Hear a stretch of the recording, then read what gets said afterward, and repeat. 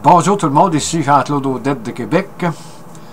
Je voudrais faire une petite capsule cet après-midi en rapport avec le dollar américain. Comme on le sait, il y a eu une importante saisie dans une imprimerie au Canada, plus particulièrement au Québec, dans la province de Québec, dans la ville de Trois-Rivières, quant à la fabrication de faux dollars, de faux 20 $ américains. C'est une très très importante saisie, là. Et on peut se poser la question, pourquoi les fraudeurs préfèrent-ils le US dollar? C'est sûr que c'est une chose qui est très très facile à comprendre, parce que le dollar américain est une monnaie internationale.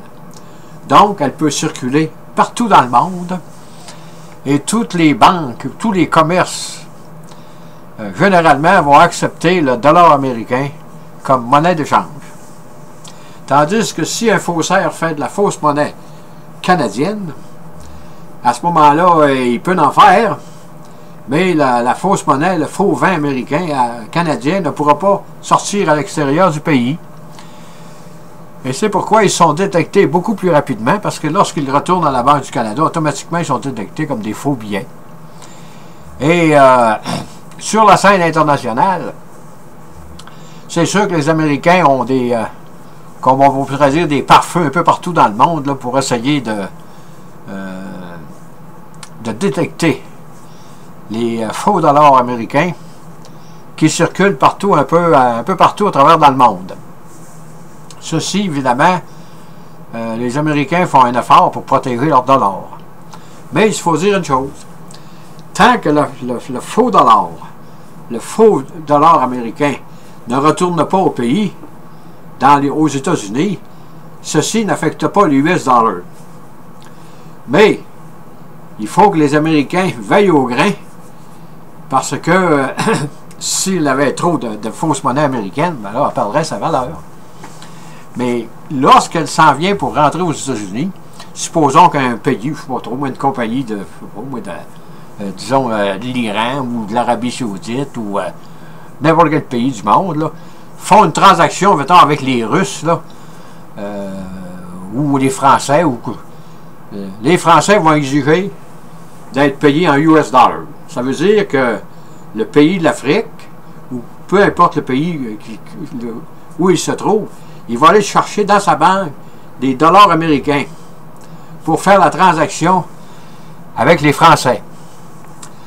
Mais ceci, si c'est des faux dollars, c'est des faux US dollars, à ce moment-là, il se peut qu'ils ne soient pas détectés. Et c'est pourquoi les Américains veillent beaucoup au grain pour protéger leur monnaie sur le plan international.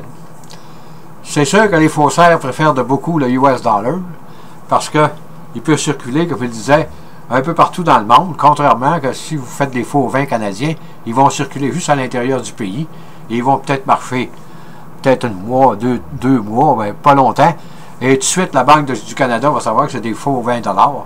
Là, la GRC, les policiers vont se mettre à la recherche de l'imprimeur faussaire. C'est sûr que des fois, ça prend du temps, là. Et ils ne trouvent pas ça demain matin, là. Mais de toute façon, c'est un peu le principe que ça marche.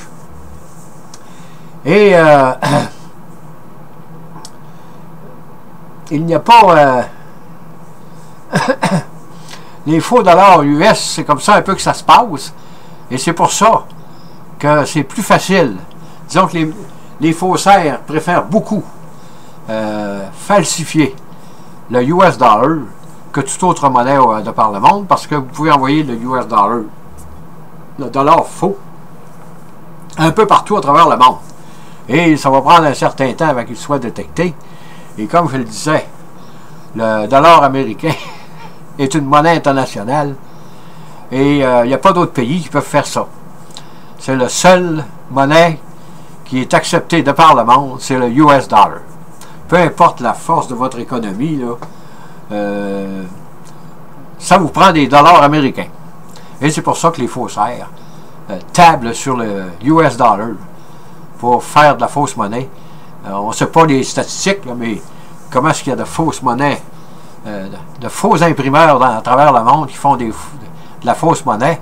et via versus les autres monnaies des différents pays.